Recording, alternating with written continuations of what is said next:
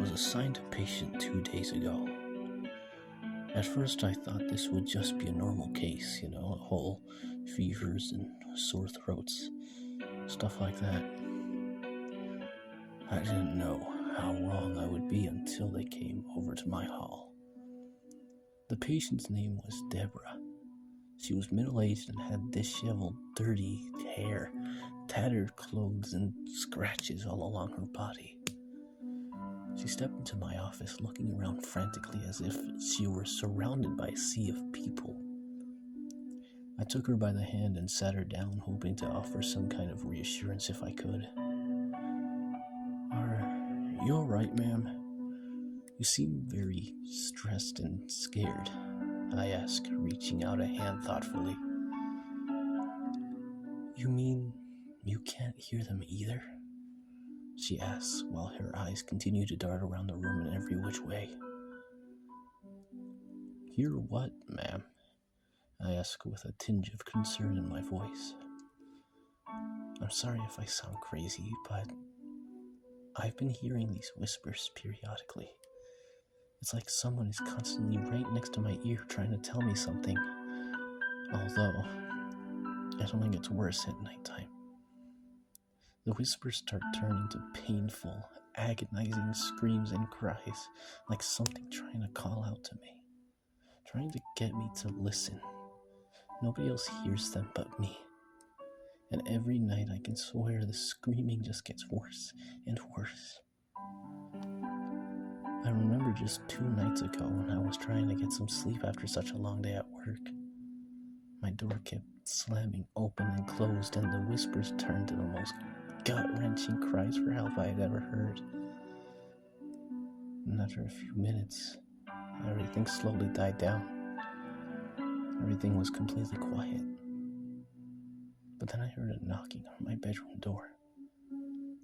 The knocking stopped after a few seconds, but then I rolled over to the other side of the bed, trying to keep my mind off of those delusions.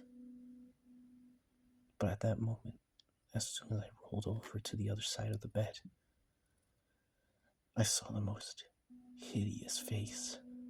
It had this terrible mouth that gaped open all the way down to its stomach.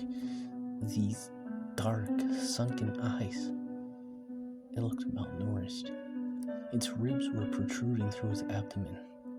It just screamed. Nothing else. Just there, screaming. I could make out what it was trying to tell me this time. It screamed for help. Screamed for someone to save it. Screamed for someone to find its baby. Then it just disappeared. I haven't seen it since, and I never hope I have to again. I know I sound completely insane, but everything I've seen and heard, it was all there. It was all real. You have to believe me. After her words, I was left utterly speechless. I couldn't find any words for anything I had just heard. At the time, I simply just brushed it off and assumed she was under some extreme mental issues. I didn't want to believe a word of what she was saying, but it's almost as if I couldn't help but wonder if any of this was true. After my shift had ended, I walked to my car and sat there for a few minutes trying to gather my thoughts around everything that happened today. The woman was taken for evaluation at a nearby mental health institution, just a city away.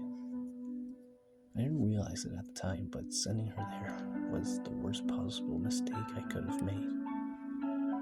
I arrived home an hour later and plopped down on my couch, melting into the soft cushions, falling asleep. An hour later, I heard these whispers, just like that woman had told me about. I brushed it off, believing it was nothing to worry about, and I was just a bit paranoid. Just like she said, however, the screams came, and they were some of the most terrifying noises I had ever heard. People begging for mercy, screaming for their lives. I couldn't take it, so I decided to write this and upload it.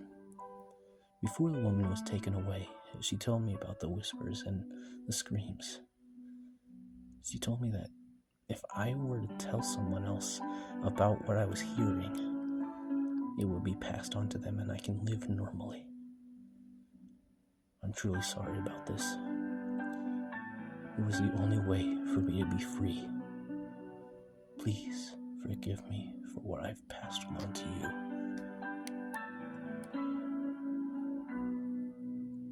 There's something at my door. Hang on,